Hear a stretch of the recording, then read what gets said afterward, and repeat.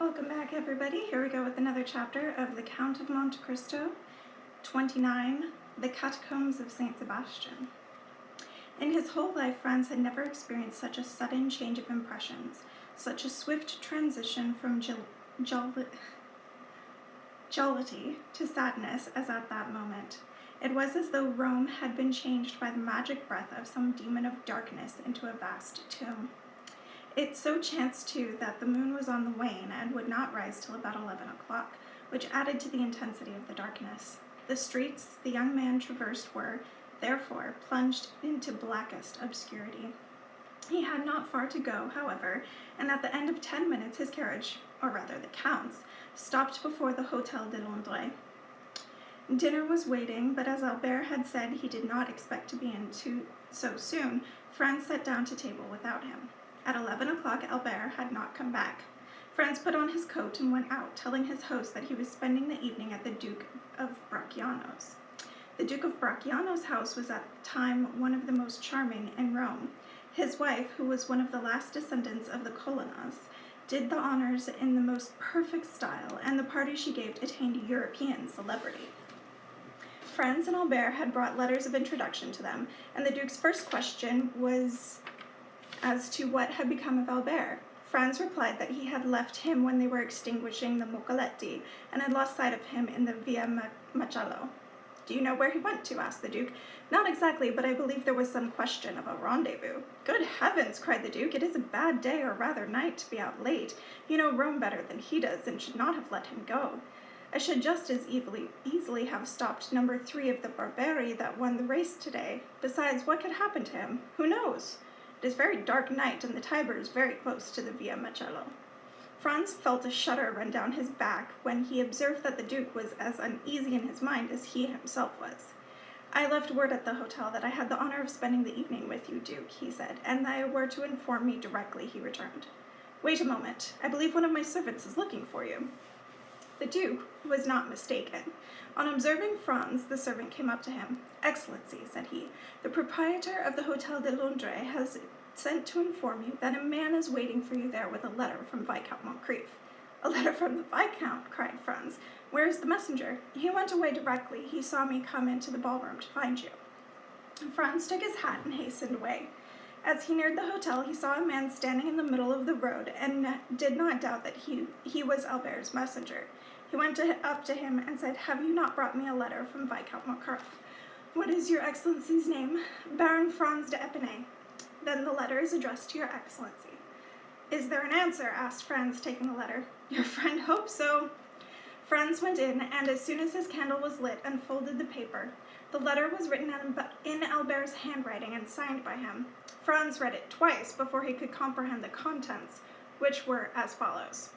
"Dear Franz, directly you receive this, be good enough to take my letter of credit from my portfolio in the drawer of the writing desk, and add yours to it should it not be enough. Hasten to Torrelina's and draw out at once 4,000 piastres, which give to the bearer. It is urgent that the sum of money should be sent to me without delay. I will say no more, for I count on you as you would count on me. Yours ever, Albert Moncrief." Postscript. I now believe in Italian bandits. Beneath these lines, the following words were written in a strange hand. "Se hai della mattina le 4.000 piastre non solo nelle mie mani, alle 7 il conte Alberto avara Casato di Vivieri. Luigi Vampa." This second signature explained all to Franz. Albert had fallen into the hands of the famous chief of the Banditi, in whose existence he had for so long refused to believe. Translation. If the 4,000 piastres are not in my hands by 6 o'clock in the morning, Count Albert will have ceased to exist at 7 o'clock. There was no time to lose. He hastened to the desk, opened it, found the portfolio in the drawer, and in the portfolio the letter of credit. It was made out for 6,000 piastres, but Albert had already spent 3,000. Franz had no letter of credit, as he lived at Florence and had come to Rome for but 7 or 8 days. He had only taken 100 louis with him, and of these he had not more than 50 left. 700 or 800 piastres were therefore lacking to make up the requisite sum, but in such circumstances Franz could always be sure that Messrs. Torlina would oblige him. He was about to return to the Bracciano Palace without loss of time when a bright idea occurred to him. He would appeal to the Count of Monte Cristo. The Count was in a small room which was surrounded by divans, which Franz had not yet seen. "Well, what good wind blows you here at this hour?" said he. "Have you come to ask me to supper? That would indeed be very kind of you." "No, I have come to speak to you of a very serious matter. Are we alone?" The Count went to the door and returned. "Quite alone," said he. Franz gave him Albert's letter. "Read that," said he. The Count read it. "What do you say to that?" asked Franz. "Have you the money he demands?" "Yes, all but 800 piastres." The Count went to his desk, opened a drawer filled with gold, and said, "I hope you will not offend me by applying to anyone but me. You see that, on the contrary, I have come straight to you." "Thank you. Take what you please." "Is it absolutely necessary to send the money to Luigi Vampa?" asked the young man, looking fixedly at the Count. "Judge for yourself. The postscript is explicit." "I have an idea that if you took the trouble to reflect, you would find an easier way out of it," said Franz. "How so?" returned the Count with surprise. "I am sure that if we went together to Luigi Vampa, he would not refuse you Albert's freedom." "What influence can I possibly have over a bandit? Have you not just rendered him one of those services that are never forgotten?" "What is that?" "Have you not saved Peppino's life?" "Who told you that?" "No matter. I know it." The Count knit his brows and remained silent a moment. "And if I were to seek Vampa, would you accompany me, if my society would not be disagreeable?" "Very well, then. It is a lovely night, and a drive in the outskirts of Rome will do us both good. Where is the man who brought this letter?" "In the street. We must learn where we are going to. I will call him in." The Count went to the window and whistled in a particular manner. The man left the cover of the wall and advanced into the center of the street. "C'est le fait," said the Count in the same tone in which he would have given an order to a servant. The messenger obeyed without the least hesitation, with alacrity, rather, and coming up the steps at a bound, entered the hotel. 5 seconds later, he was at the door. "Ah, it is you, Peppino," said the Count. Instead of answering, Peppino threw himself on his knees, and seizing the Count's hands, covered them with kisses. "You have not forgotten that I saved your life, then?" "No, Excellency, and I shall never forget it," returned Peppino in a tone of profound gratitude. "Never? That is a long time, but it is something that you believe so. Rise and answer me." Peppino glanced anxiously at Franz. "Oh, you may speak before His Excellency," said the Count. "He is one of my friends. Permit me to give you this title," he continued to the Count in French. "It is necessary so as to give this man confidence." "Good," returned Peppino. "I am ready to answer any questions your Excellency may address to me. How did Viscount Albert fall into Luigi's hands?" "Excellency, the Frenchman's carriage several times passed the one in which Teresa was driving. The Frenchman threw her a bouquet. Teresa returned the compliment, of course with the consent of the chief who was in the carriage." "What? Was Luigi Vampa in the carriage with the Roman peasants?" "It was he who drove, disguised as a coachman. The Frenchman took off his mask, and Teresa, with the chief's consent, did the same. The Frenchman asked for a rendezvous. Teresa gave him one, but instead of Teresa, it was Beppo on the steps of the church of San Giacomo." "What?" exclaimed Franz. "The peasant girl who snatched his mocoletta from him?" "Was a lad of 15, replied Peppino. "But it was no shame on your friend to have been deceived. Beppo has taken in many more." "And Beppo led him outside the walls?" asked the Count. "Exactly so. A carriage was waiting at the end of Via Macello. Beppo got in and invited the Frenchman to follow him, and he did not wait to be asked twice. Beppo told him he was going to take him to a villa a league from Rome. The Frenchman assured him he would follow him to the ends of the world. When they were about 200 yards outside the gates, the Frenchman became somewhat too familiar, so Beppo put a brace of pistols to his head. The coachman pulled up and did likewise.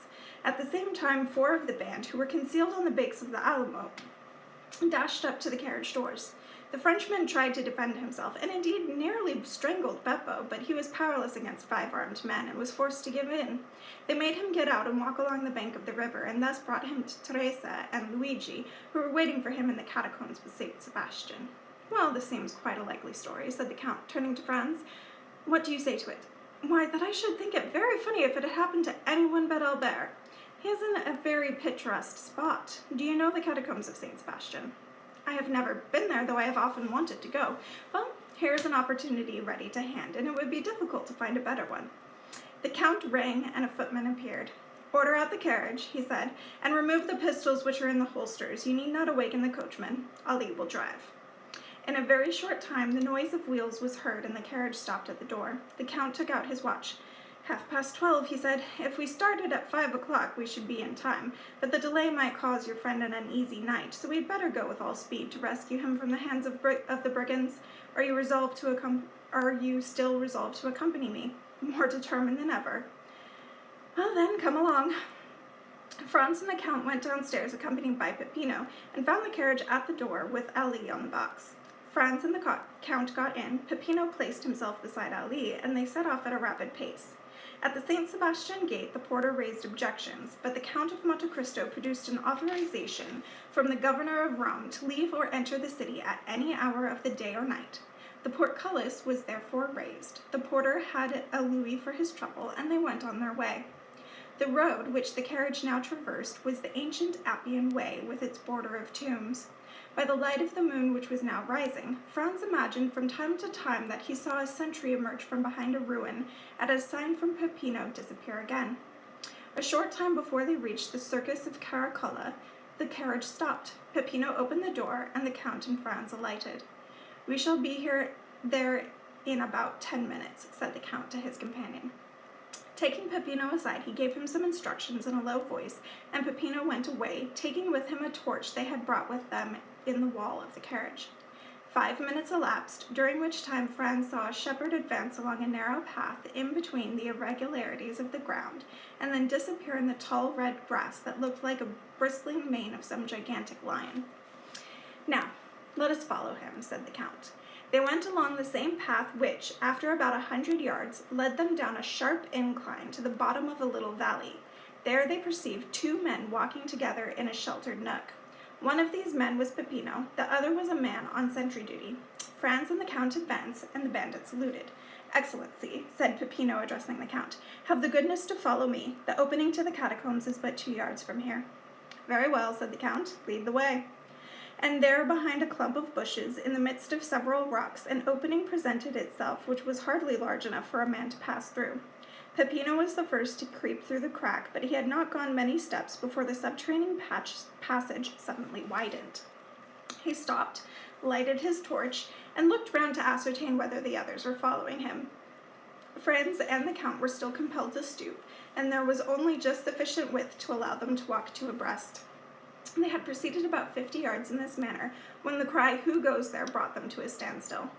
At the same time, they saw the light of their torch reflected on the barrel of a carbine and the darkness beyond. "A friend," said Peppino, and advancing alone, he said a few words in an undertone to the sentry, who, like the first, saluted and signed to the nocturnal visitors to continue on their way. Behind the sentry there were some 20 steps. Franz and the Count went down them and found themselves in front of the crossroads of a burial place. 5 roads diverged like the rays of a star, and the sides of the walls, hollowed out into niches in the shape of coffins, indicated that they had at last come to the catacombs. In one of these cavities, of which it was impossible to discover the size, some rays of light were visible. The Count placed his hand on Franz's shoulder and said, "Would you like to see the bandit camp at rest?" "I should indeed," was Franz's reply. "Come with me, then." Peppino put out the torch. Peppino obeyed, and they were in complete darkness. They proceeded in silence, the Count guiding Franz as if he possessed the peculiar faculty of seeing in the dark. 3 arches confronted them, the center one forming a door. In one side, these arches opened onto the corridor in which Franz and the Count were standing, and on the other into a large square room entirely surrounded by niches similar to those already mentioned.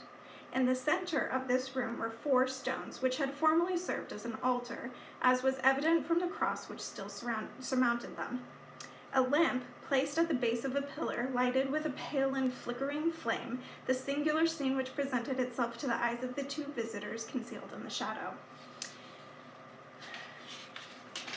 A man was seated reading, with his elbow on the column and his back to the arches, through which the newcomers watched him. This was the chief of the band, Luigi Vampa. Around him, grouped according to fancy, could be seen some 20 brigands lying on their mantles or with their backs against one of the stone seats which ran all around the columbarium, which one had his carbine within reach. Each one had his carbine within reach. Down below, silent, scarcely visible and like a shadow, was a sentry who was walking up and down before a kind of opening.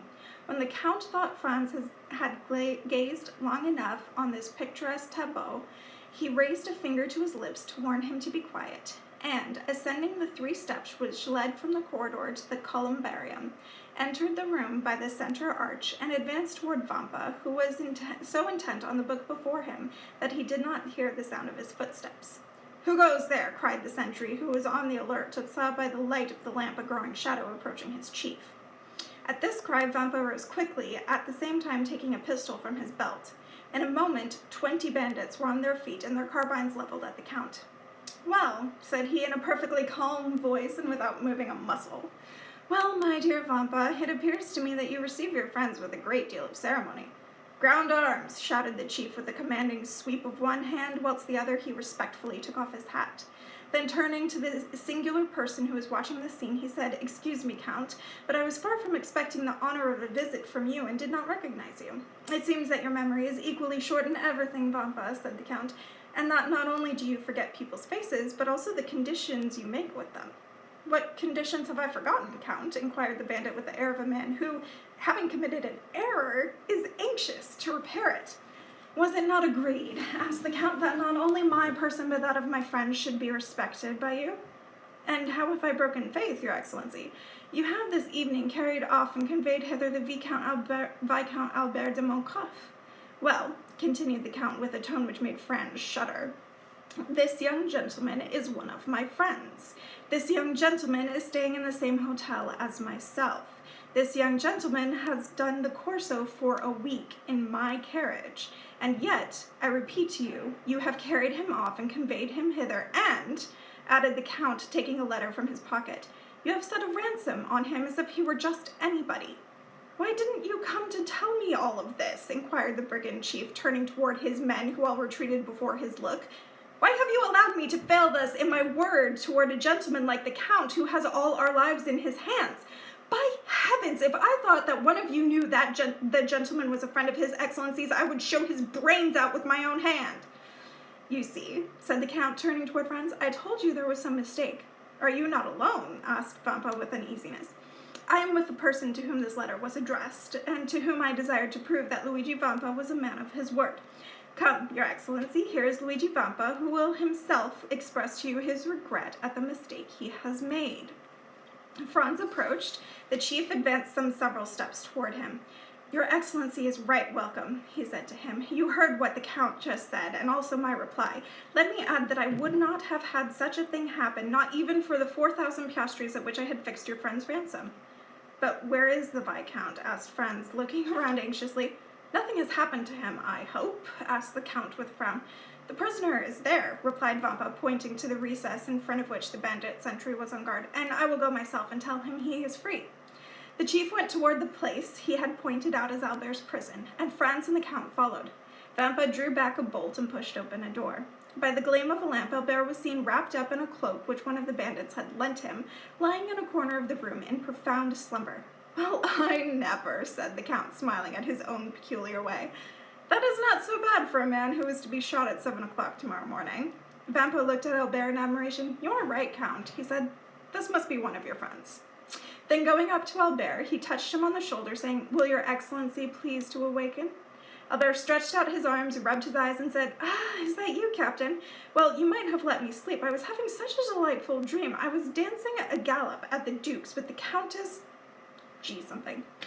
Then he drew from his pocket his watch, which he had kept by him that he might see how the time sped. "1:30 only," said he. "Why the devil did you rouse me at this hour?" "To tell you that you are free, Excellency. A gentleman to whom I can refuse nothing has come to demand your liberty." "Come here?" "Yes, here." "Really? That's very kind of him." Albert looked around and perceived Franz. "What, is it you, Franz, who have been so friendly?" "No, not I, but our friend the Count of Monte Cristo." "You, Count," said Albert gaily, the while arranging his neckband and cuffs.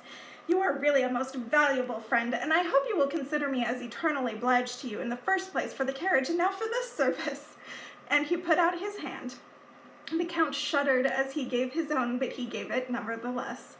The bandit gazed on this scene with amazement. He was evidently accustomed to see his prisoners grovel before him, yet here was one of those gay spirits never faltered even for one moment. As for Franz, he was delighted at the way in which Albert had maintained the honor of his country even in the presence of death.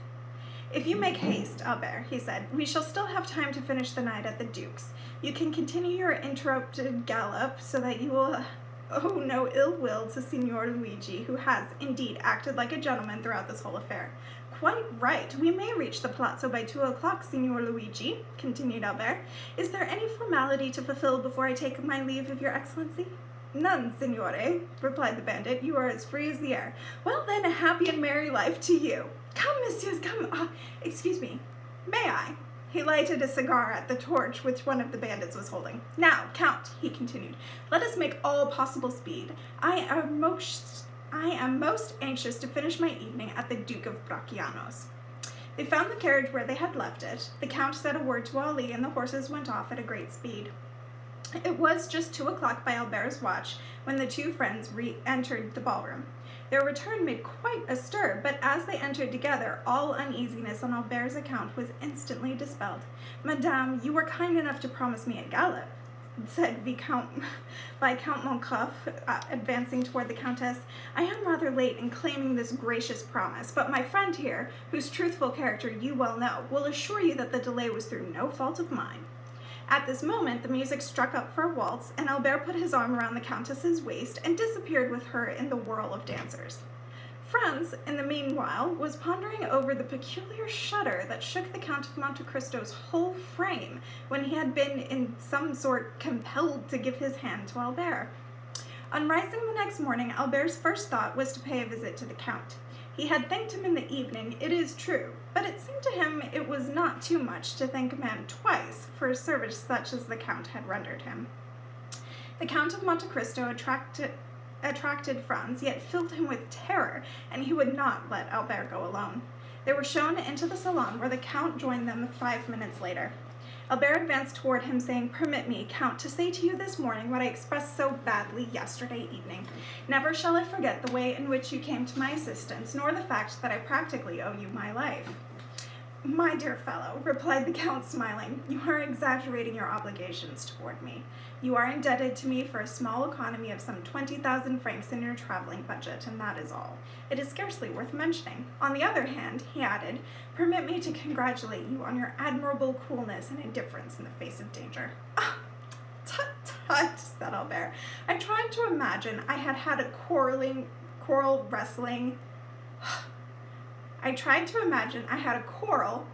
resulting in a duel, and I wanted to show these bandits that though duels are fought in nearly every country of the world, it is only the French who fight with a smile on their lips. This, however, is no way lessens my obligations toward you, and I have come to ask you whether I, my friends or my acquaintances, cannot serve you in any way. My father, the Count of Monte, who is of Spanish origin, holds a high position in both France and in Spain, and he and all who love me will be only too pleased to be of any service to you. I will own that I expected your offer, Monsieur de Monte, said the Count, and I accept it wholeheartedly. I had already decided to ask you a great favor. I have never yet been to Paris. I do not know it at all. I should probably have undertaken this indispensable journey long ago, had I known someone to introduce me into Paris society. Your offer has decided me. When I go to France, my dear Monsieur de Monte, the Count accompanied these words with a peculiar smile. Will you undertake to introduce me to the society of the capital, where I shall be as complete a stranger as though I come from Huron or Cochin China? It would give me great pleasure to do so, replied Albert. You can depend on me and mine to do all in our power for you. I accept your offer, said the Count, for I assure you I have only been waiting for just such an opportunity to realize I hope I have had in view for some time past. When do you propose on going? When should you be there yourself? Oh, I shall be there in a fortnight or 3 weeks at the latest. Very well, I will give you 3 months, which should be allowing a wide margin. Then, examining a calendar that was hanging near the mirror, he continued, Today is the 21st of February. Will it suit you if I call you on the 21st of May at 10:30 in the morning? Splendid, said Albert. Breakfast will be ready. Where do you live? Rue de Hilda, number 27. Very well, said the Count. He took his notebook from his pocket and wrote, Rue de Hilda, number 27, May the 21st at 10:30 a.m. And now, said he, replacing his notebook, you may rely on me. The hand of your timepiece will not be more accurate than I shall be. Shall I see you again before I leave? Albert asked. That depends on when you leave. I leave at 5 o'clock tomorrow evening. In that case, I must bid you farewell. I have to go to Naples on business and shall not be back until Saturday or Sunday. What about you, Baron? The Count asked Franz. Are you leaving Rome too? Yes, I am going to Venice. I intend staying in Italy for another year or two. We shall not see you in Paris then. I regret that I shall not have that pleasure. Well then, I wish you a safe journey, messieurs, said the Count to the two friends, shaking hands with them both. It was the first time Franz had touched this man's hand, and he felt a shudder go through him, for his hand was as cold as a corpse. It is quite understood, then, said Albert, that on your honor you will visit me at number 27, Rue de Hede, and at 10:30 in the morning on the 21st of May, is it not? At 10:30 on the morning of the 21st of May, repeated the Count. Upon this, the two young men took their leave of the Count and went to their own quarters. What is the matter with you? Albert asked Franz. You have a somewhat worried look. I must own, said Franz, that the Count is a peculiar man, and I feel very uneasy about the appointment he has made with you in Paris. Uneasy about our appointment? Really, my dear friends, you must be mad, exclaimed Albert. Whether I am mad or not, that's what I feel about it, said Franz. All right, that's another chapter. See you next time.